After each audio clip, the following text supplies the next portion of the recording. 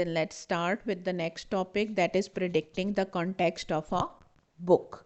So same जैसे हम words के मीनिंग्स को प्रिडिक्ट करते हैं या गेस करते हैं, वैसे ही हम एक बुक का कंटेंट भी प्रिडिक्ट या गेस कर सकते हैं, लेकिन उसके कुछ मेथड्स होते हैं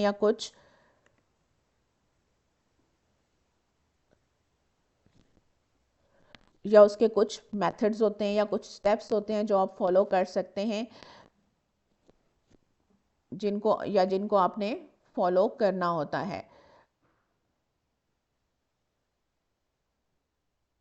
Munib, these are the decisions that you have to make for yourself. I cannot make these decisions for you.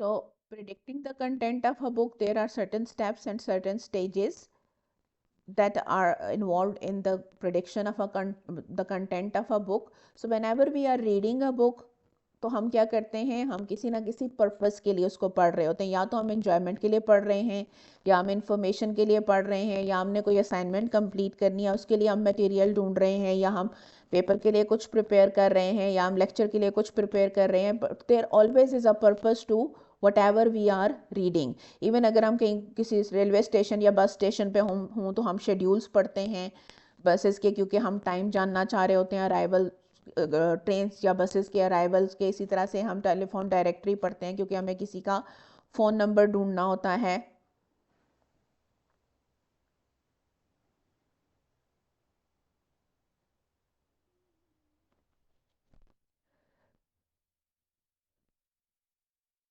तो हम किसी भी बुक के बारे में, अगर लेट सपोज कि अब अगर हमने ये जानना हो कि कौन सी बुक हमारे काम की है और कौन सी नहीं है, या कौन सी बुक इंटरेस्टिंग होगी कौन सी नहीं होगी, या जो बुक हमें चाहिए वो यही बुक है या नहीं है, तो उसके लिए हम पूरी बुक तो गो थ्रू नहीं कर सकते.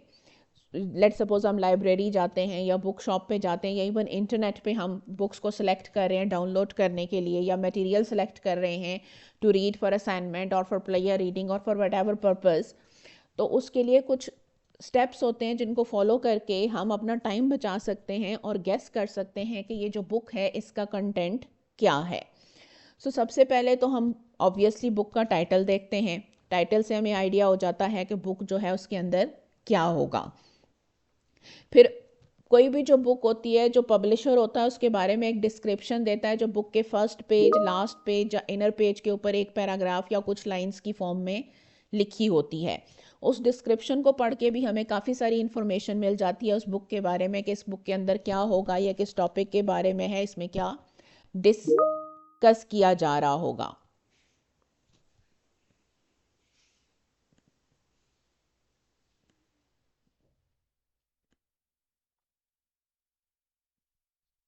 Class, can you hear my voice?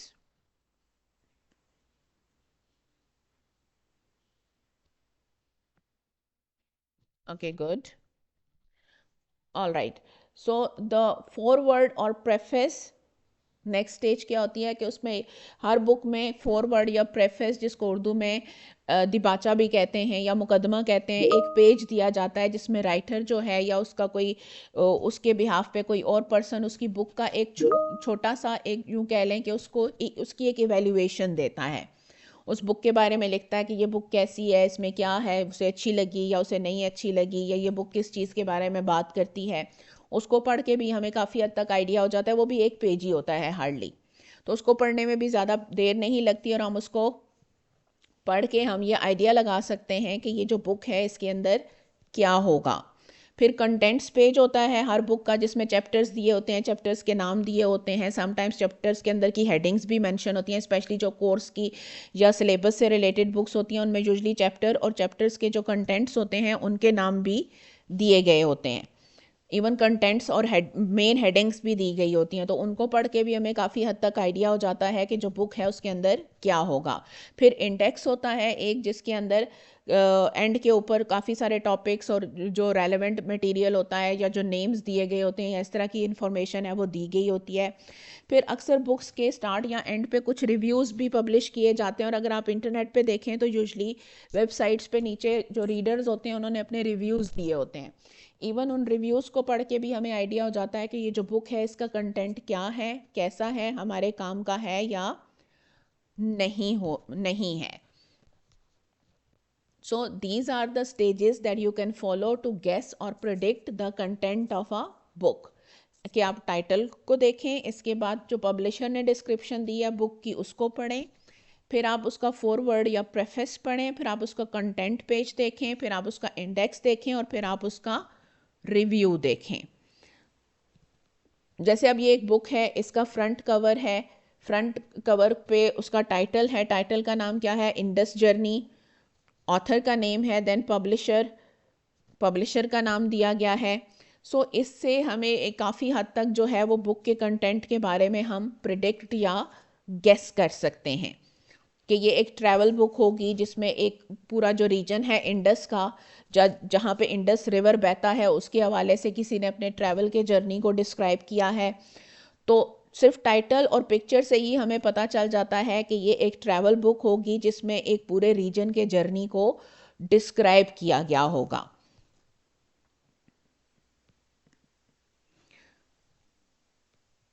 So obviously सिर्फ टाइटल को देख के हम क्या चीज़ें प्रिडिक्ट कर सकते हैं। The book is about travelling to Pakistan on foot, the book is about Imran Khan's lifestyle, the book is about mountains, the book is about tourist sites in Pakistan, the book is about the author's trip in the whole country, the book is Imran Khan's autobiography। अब आपने ये बताना है कि इन सब में से सिर्फ इस टाइटल पेज को देख के आपको क्या लगता है कि ये बुक किस चीज़ के बारे में होगी, just by looking at the title page and title।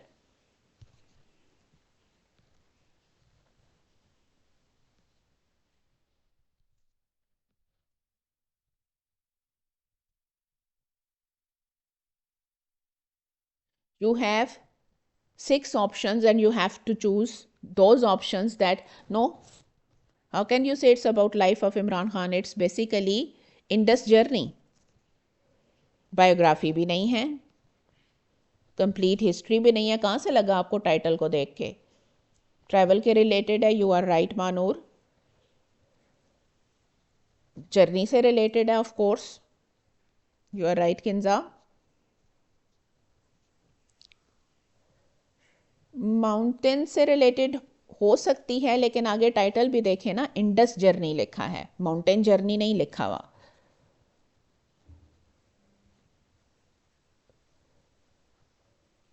Tourist sites in Pakistan, and obviously so हमारे पास दो ऑप्शंस हैं। एक, the book is about travelling to Pakistan on foot, the book is about tourist sites in Pakistan, and obviously the book is about mountains. ये भी एक possibility है, लेकिन बाकी पॉसिबिलिटीज़ हमें सिर्फ टाइटल पेज को देख के उसके साथ मैच नहीं होती। लाइफस्टाइल इस टाइटल से हमें कहीं भी नज़र नहीं आ रहा। Author's trip to the whole country तो है ही नहीं, क्योंकि सिर्फ इंडस जर्नी लिखा गया है, होल कंट्री का कहीं जिक्र नहीं है। ऑटोबायोग्राफी भी नहीं है, क्योंकि ऑटोबायोग्राफी होती तो लाइफ का जिक्र होता, इंडस जर्नी ना होता। सिर्फ टाइटल को देख के हम कुछ चीज़ें बुक के बारे में गेस कर सकते हैं।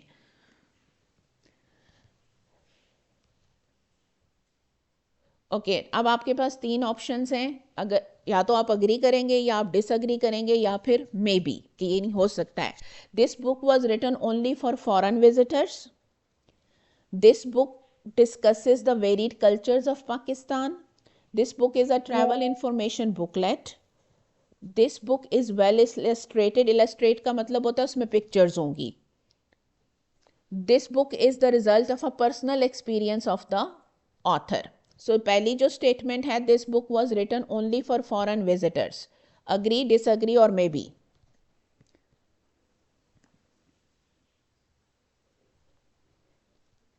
Okay, so you disagree with statement 1. Fine. This book discusses the varied cultures of Pakistan. Option statement 2.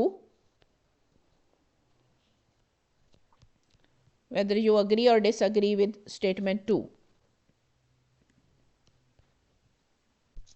Yes, statement 2 is a maybe.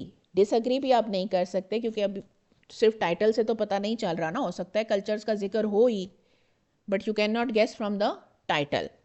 So we will say maybe. This book is a travel information booklet. Agree, disagree or maybe. Option 3. Travel information तो होगी उसमें because Indus journey लिखा है. So fine, we can agree with that. This book is well illustrated. Agree, disagree और maybe. Yes, number 4 is a maybe, क्योंकि बुक खोल के नहीं देखी तो क्या पता उसमें पिक्चर्स हों, क्या पता उसमें पिक्चर्स ना हों. This book is the result of a personal experience of the author. Agree और डिसअग्री और मे बी. इलस्ट्रेट का मतलब कि उसमें पिक्चर्स होंगी. वेल यू कैन अग्री क्योंकि उसमें एक पर्सन का नाम है, इंडस जर्नी है, और नीचे कैप्शन भी इस तरह का दिया गया है कि वो उसी पर्सन का अपना एक्सपीरियंस ही होगा.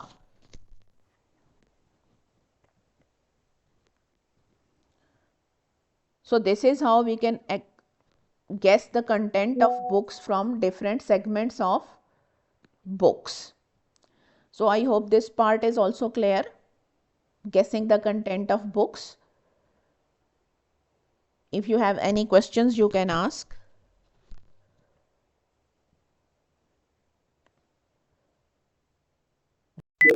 Move on to the next part, that is letter of apology.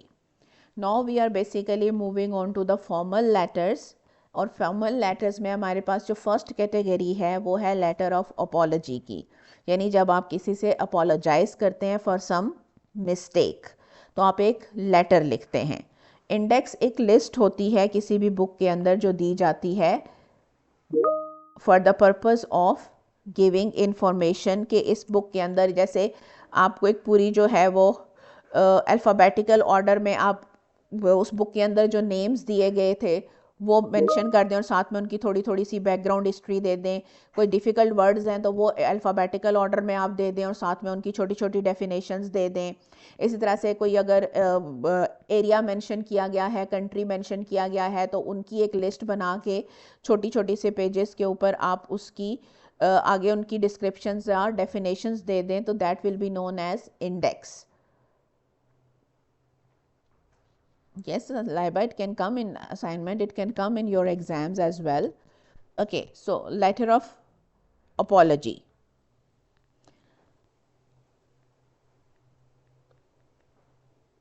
Okay, so जब हम letter of apology लिखते हैं तो letter of apology हमारे पास दो टाइप के होते हैं. एक होता है पर्सनल अपॉलजी लेटर और एक होता है business apology letter. Personal apology letter जो है वो हम लिखते हैं तब जब हमारा किसी के साथ कोई पर्सनल इशू हो, जैसे किसी फ्रेंड के साथ कोई लड़ाई हो गई, अपने पेरेंट्स के साथ कोई इशू हो गया, या और कोई इस तरह का कोई पर्सनल मैटर हो आपका और आप अपोलोजाइज़ करना चाह रहे हो. आपको किसी ने इनवाइट किया था, आप इनविटेशन पर जा नहीं सके, आप किसी से मिलने के लिए आपने प्रॉमिस किया था, आप नहीं जा सके. All of these issues are personal and you apologize in a personal letter. Business apology letters are like, let's suppose कि कोई meeting set की गई थी and then one businessman couldn't reach to that meeting, so they apologize. एक कोई service जो है वो प्रोवाइड करने का एक अग्रीमेंट हुआ था, वो टाइमली प्रोवाइड नहीं हो सकी, so the apology letter is written. कोई सर्विस प्रोवाइड की गई थी लेकिन उसने प्रॉपरली काम नहीं किया, so the apology letter is written.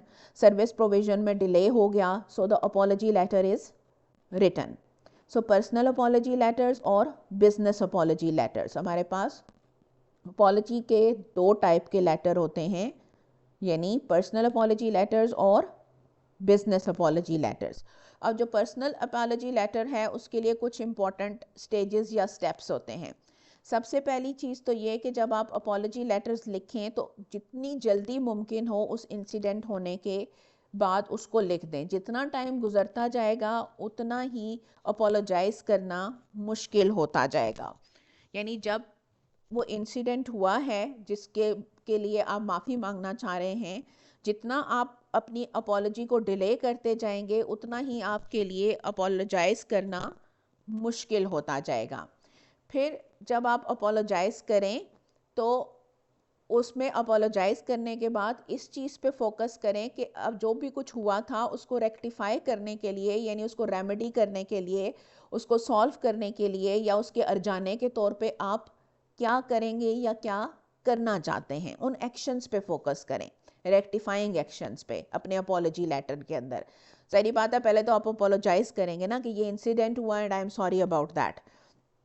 Next step क्या होगा आपके अपोलॉजी लेटर का, या मेजर फोकस क्या होना चाहिए आपके अपोलॉजी लेटर का, उन एक्शंस पे जो आप एज रेमेडी और एज रेक्टिट्यूड आप परफॉर्म करेंगे। फिर आपने डैमेज पे ज़्यादा फोकस नहीं करना जो आपके एक्शंस ने कॉज किया है, आपने ज़्यादा फोकस इस चीज़ पे करना है कि आप उस डैमेज को ओवरकम करने के लिए क्या कर सकते हैं। अगर एक सिंसियर अपोलॉजी हो, उसकी वर्डिंग प्रॉपर हो, तो वो रिलेशनशिप्स को और जो रिलेशनशिप्स के बीच में जो डैमेज आ जाता है उसको ठीक करने में बहुत इम्पॉर्टेंट रोल प्ले करती है।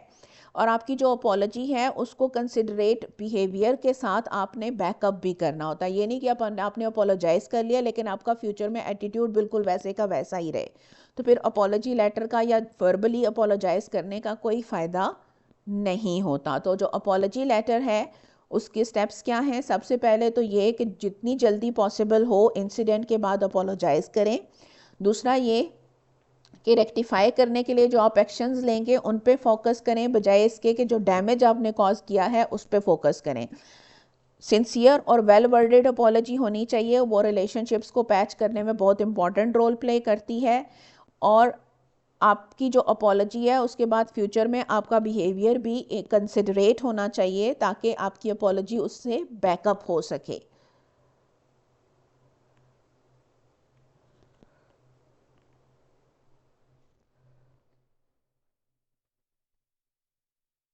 Okay, then comes business apology. अब ये जो अपोलॉजी होती है, अगेन ये भी आप इंसिडेंट के बाद जितनी जल्द मुमकिन हो उतनी जल्द लिखते हैं।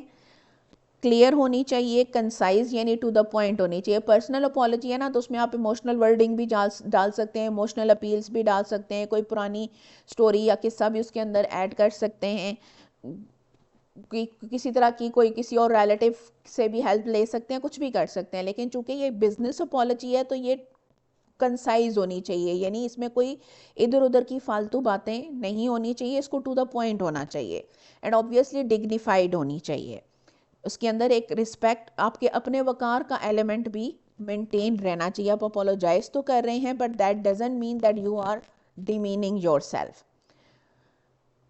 अगेन पर्सनल अपोलॉजी की तरह आपने फोकस किस पे करना है, उन एक्शंस पे जो आप उस सिचुएशन को ठीक करने या उसको रेमेडी करने के लिए लेंगे या ले रहे हैं, बजाय इसके कि आप इस चीज़ पे फोकस करें कि आपके एक्शन से क्या डैमेज हुआ। आप इस चीज़ पे फोकस करें कि आप उस डैमेज को ओवरकम करने के लिए क्या कर रहे हैं या क्या करेंगे।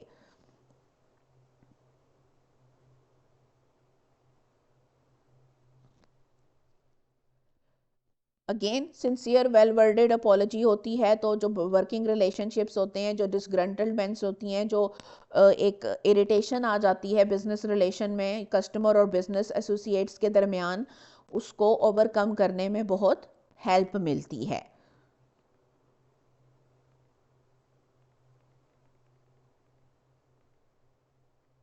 अब जब आप अपोलॉजी लेटर लिख रहे हों तो उसमें कुछ चीज़ों का आपने लाजमी ख्याल रखना है। सबसे पहले तो टाइमिंग, कि जितनी जल्दी मुमकिन हो आप अपोलॉजी लेटर लिखें। दूसरा कि एक्शंस पे फोकस करें इंस्टेड ऑफ डैमेज। ब्रीविटी, यानी ये ब्रीफ होना चाहिए अपोलॉजी लेटर को, टू द पॉइंट होना चाहिए, specially the business apology letters. फिर सिंसेरिटी होनी चाहिए, जो भी इंसान जो है वो पढ़ रहा हो आपके अपोलॉजी लेटर को उसको लगना चाहिए कि आप सिंसेयर हैं। अगर आप बहुत ज़्यादा ड्रामेटिक लैंग्वेज यूज़ करेंगे तो फिर ऐसे लगेगा कि आप ऐसे ही दिखावा कर रहे हैं, आप सिंसियर नहीं है। तो अपने वर्ड्स को बहुत केयरफुली चूज़ करें, जो आपकी फीलिंग्स को भी एक्सप्रेस करें क्लियर और सिंपल वे में। बहुत डिफ़िकल्ट वर्ड्स या बहुत डिफ़िकल्ट एक्सप्रेशंस या वोकेबलरी अगर आप यूज़ करेंगे तो मोस्ट प्रोबेबली सामने वाला आपकी बात समझ नहीं पाएगा या उसको समझने में डिफ़िकल्टी होगी। तो as simple as possible, as clear as possible. फिर टोन जो है आपके अपॉलजी लेटर की, ऑब्वियसली अपॉलजी लेटर है तो कंसिडरेट होनी चाहिए, रिस्पेक्टफुल होनी चाहिए। आप डैमेज रिलेशंस को दोबारा बनाने की कोशिश कर रहे हैं, आप मज़ीद रिलेशनशिप्स को हार्म करने की कोशिश नहीं कर रहे। सो आपकी टोन कंसिडरेट और रिस्पेक्टफुल होना चाहिए। फिर ब्लेम, जो ब्लेम है यानी जो रिस्पॉन्सिबिलिटी है, जो कुछ आपने किया है उसकी आपने रिस्पॉन्सिबिलिटी लेनी है अपने अपॉलजी लेटर में। ये नहीं कहना कि आप ये चीज़ मैंने की तो थी लेकिन चूंकि फ़लाँ ने ऐसे किया था इसलिए ऐसे हो गई। जो आपका एक्शन है, जो आपने किया है, take full responsibility, because otherwise आपकी अपॉलजी कभी भी सिंसियर फील नहीं होती और ना ही सामने वाला फिर सेटिस्फाई होता है आपकी अपॉलजी से, अनटिल एंड अनलेस कि आप अपने एक्शन की फुल रिस्पॉन्सिबिलिटी लें। देन फॉलो अप के फिर एक ऐसा टाइम सेटअप करें अपॉलजी लेटर के अंदर कि जिसमें आप उस पर्सन से पर्सनली मिलके भी अपोलोजाइज़ कर सकें।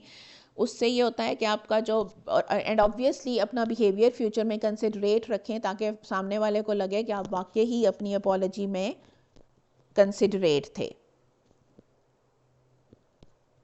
सो बेसिकली किन पॉइंट्स का आपने ख्याल रखना है? टाइमिंग का, एक्शन का, ब्रेविटी का, सिंसेरिटी का, टोन का, ब्लेम का और फॉलो अप का।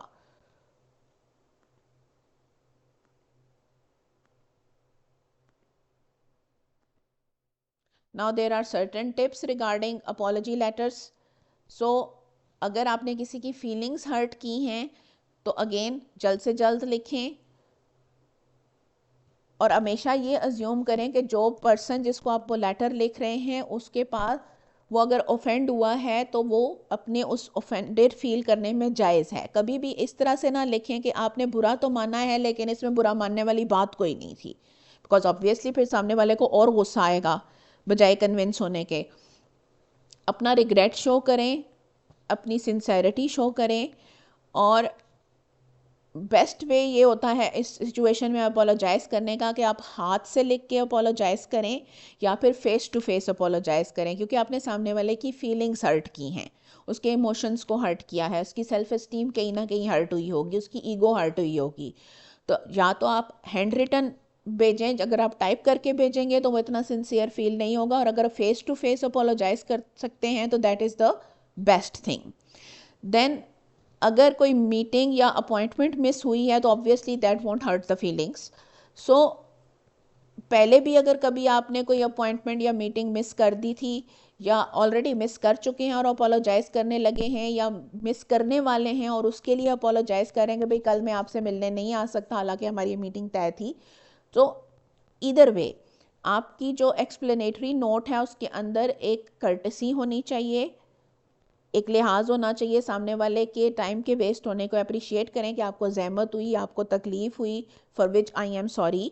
और इसके साथ जो है आप ये भी शो करें कि आप उनके साथ जो आपका रिलेशनशिप है, चाहे वो बिज़नेस है चाहे पर्सनल है, यू टेक इट सीरियसली और आपकी नज़र में उनके टाइम की वैल्यू है। बट उसके साथ साथ आप के जो भी सर्कमस्टांसेस हैं वो इतने अनअवॉइडेबल हैं कि आप उस मीटिंग या अपॉइंटमेंट को मिस करने के अलावा आपके पास कोई और ऑप्शन है ही नहीं।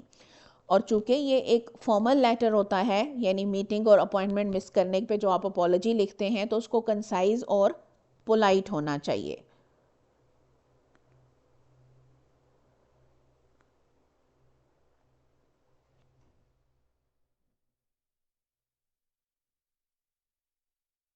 मैं विश एक तो ये कि अपॉलजी लेटर आप तब लिखते हैं जब आपने सीरियसली किसी को हर्ट किया और आप जेन्युइनली अपॉलोजाइज़ करना चाहें। आपने सामने वाले को तकलीफ़ दी है, इतनी जहमत तो आपको करनी ही चाहिए। दूसरी बात यह कि जो बिज़नेस अपॉलजीज़ होती हैं वो मैसेजेस से नहीं होती, उनके लिए ऑफिशियल लेटर्स होते हैं जो रिकॉर्ड में रखे जाते हैं। वैसे भी फीलिंग्स हर्ट करते हुए तो हम एक सेकंड नहीं सोचते, तो अपोलोजाइज़ करने में फिर इतना क्यों टेंशन लेनी कि हमारे से जहमत हो जाएगी। तकलीफ देते हुए तो नहीं सोचा कि हमारे से जहमत हो जाएगी।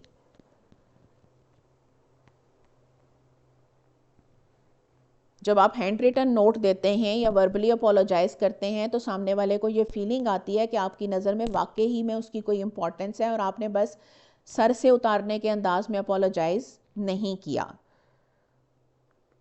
It shows your sincerity. Okay, now the structure of the apology letter.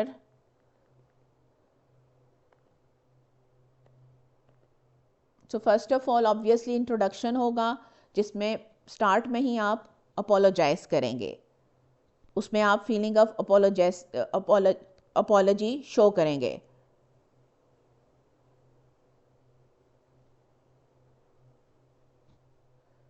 फिर बॉडी पैराग्राफ्स होंगे जिसमें आप अपोलॉजी के रीजंस मेंशन करेंगे, जितने रीजंस उतने पैराग्राफ्स। एक रीजन है तो एक पैराग्राफ, दो रीजंस हैं तो दो पैराग्राफ्स, थ्री रीजंस हैं तो three paragraphs, depends on the reasons.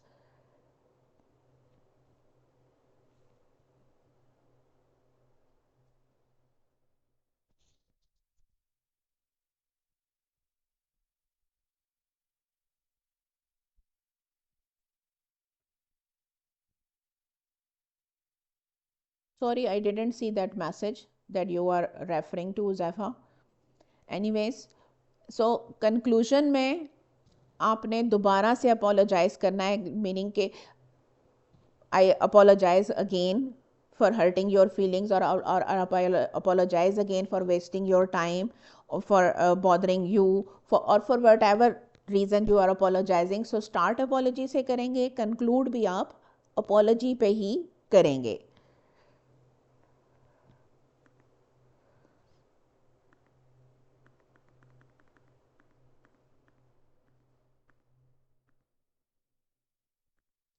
Then apologise करने के लिए कुछ useful expressions.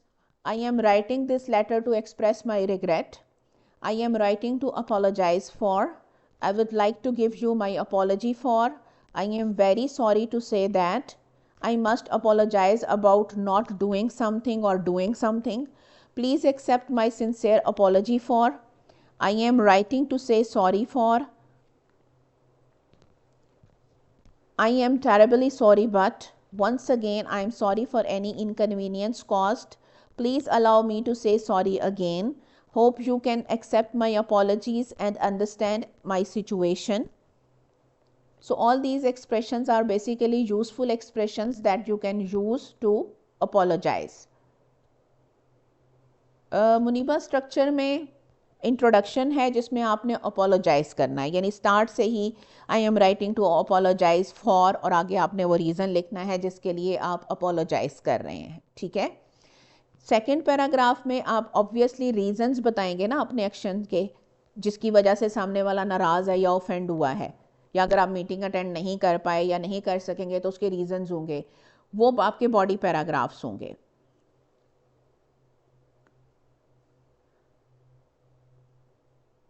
Moist stop sending सच मैसेजेस, मेरे से स्टूडेंट्स के इंपॉर्टेंट क्वेश्चंस मिस हो जाते हैं। देन जो आपका बॉडी पैराग्राफ है उसके अंदर आप वो रीजंस लिखेंगे जिनकी वजह से वो इशू हुआ। ठीक है, कि ये हुआ था, इस वजह से ऐसे हो गया, आई एम सॉरी। या अगर आप इस चीज़ पे फोकस करना चाह रहे हैं कि ओके आपको ये तकलीफ़ हुई और उसकी रेमेडी के तौर पे मैं ये करने को विलिंग हूँ, तो वो चीज़ें आपकी बॉडी पैराग्राफ्स में आएंगी। फिर आपका एक कम्प्लीमेंट्री क्लोज होता है हर एप्लीकेशन या लेटर का, तो उसमें आप दोबारा से अपोलोजाइज करेंगे। You will say I apologise again for the inconvenience, for the hurt that I cause you. अगेन वो सिचुएशन पे डिपेंड करता है ना कि आप किस चीज़ के लिए अपोलोजाइज कर रहे हैं, whether it's a personal apology और अ बिजनेस अपॉलॉजी। लेकिन बहरहाल इंट्रोडक्शन में भी आप अपोलोजाइज करेंगे और कंक्लूजन में भी आप अपोलोजाइज करेंगे। Muniba, is it clear? अगर नहीं है तो you can ask again. Headings नहीं होती लेटर के अंदर लाइबा, पैराग्राफ्स हैं, हेडिंग्स नहीं है। इंट्रोडक्शन की हम हेडिंग नहीं देते, वो बस इंट्रोडक्टरी पैराग्राफ है।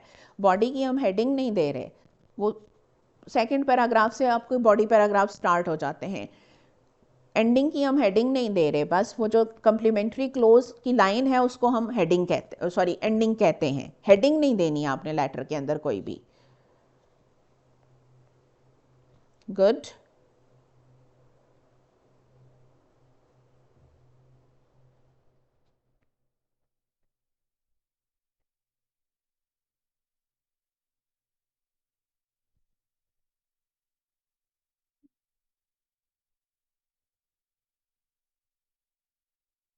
Yes, you will mention the name, लेकिन वो तो ऊपर एड्रेस में आएगा ना। एड्रेस वाला पोर्शन हम ऑलरेडी कर चुके हैं लेटर्स का, कि एड्रेस कहाँ लिखना है, सैल्यूटेशन कहाँ लिखनी है, अपना नाम कहाँ साइन करना है, वो चीज़ें हो चुकी हैं। Now we are focusing on different types of letters, कि उनकी बॉडी के अंदर हम क्या लिखेंगे।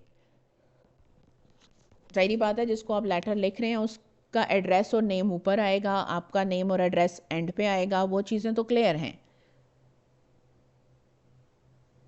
बेटा। This is not your personal chat, so be very very careful.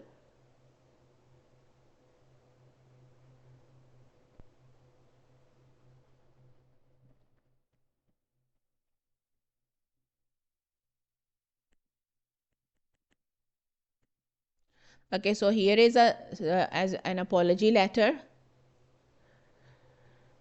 अब ये अपॉलोजी लेटर क्यों लिखे जा रहा है? क्योंकि किसी ने आपको, किसी को लेटर लिखा, यानी टॉम को डेविड ने लेटर लिखा और टॉम ने डेविड को लेटर का जवाब देने में देर कर दी, यानी जल्दी उस लेटर का जवाब नहीं दिया। So now Tom is apologising to David.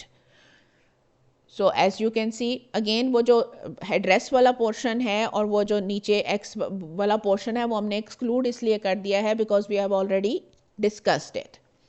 So, dear David, I am afraid that you will think me unpardonably negligent in not having answered your letter dated 7 December sooner. But when I have told you the reason, I trust you will be convinced that the neglect was excusable. When your letter arrived, I was just in Hong Kong. As my family could not forward it to me during my absence, it has been therefore lying on my desk until the moment when I took it up. Now, the first thing I have to hasten to do is to write to you these few lines to express my deep regret. I enjoyed many pleasant sights during my trip. I shall be pleased to give you an account of them when I see you next. Yours truly, Tom.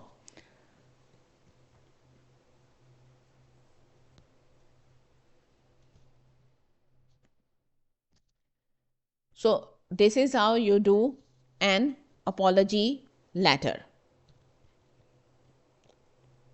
So, that was all for today.